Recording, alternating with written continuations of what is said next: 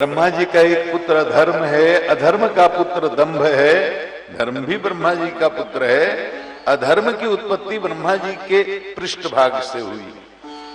अधर्म का पुत्र भी दंभ है। दंभ ने अपने पिता अधर्म से कहा, पिताजी मैं दादाजी का दर्शन करना चाहता हूं।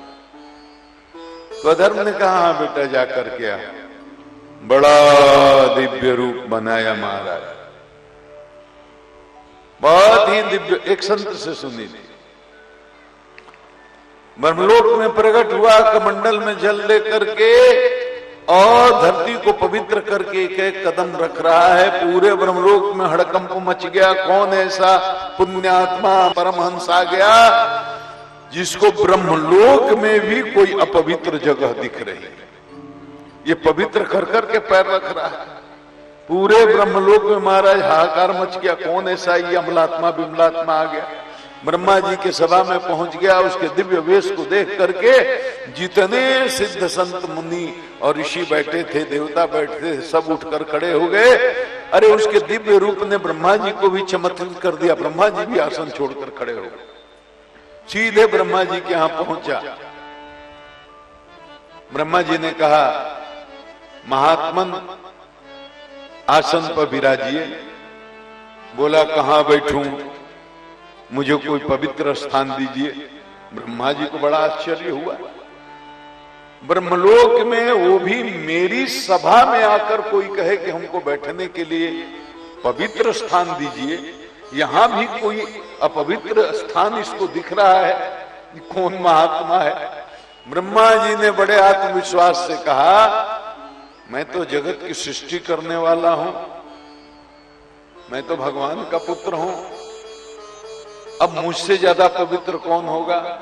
बड़े आत्मविश्वास से ब्रह्मा जी ने कहा हे महात्मन आइए, पधारिए, मेरे अंक में विराजिए, मेरी गोद में बैठिए। कमंडल से जल निकाल करके गोद पर भी छिड़कने लगा। पता नहीं ये भी पवित्र है कि नहीं। बैठ गया। ब्रह्मा जी को बड़ा आश्चर्य हुआ।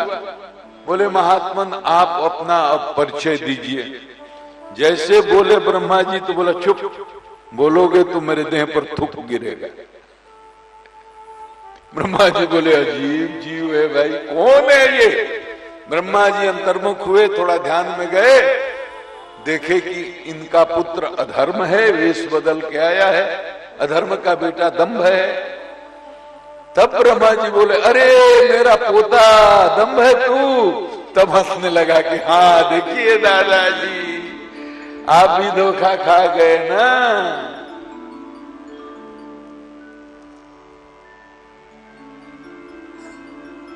कुछ लोग, दंभी लोग भी संत की वेश में रहते हैं, लेकिन हमें उसका ख्याल नहीं करना चाहिए।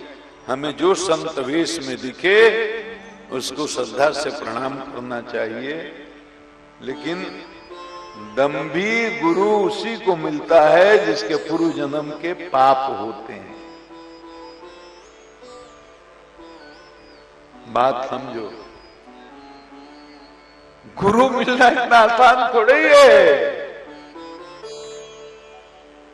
शीश कटाए गुरु मिले, कहा यह तन विष की वेलरी, गुरु अमृत की खान।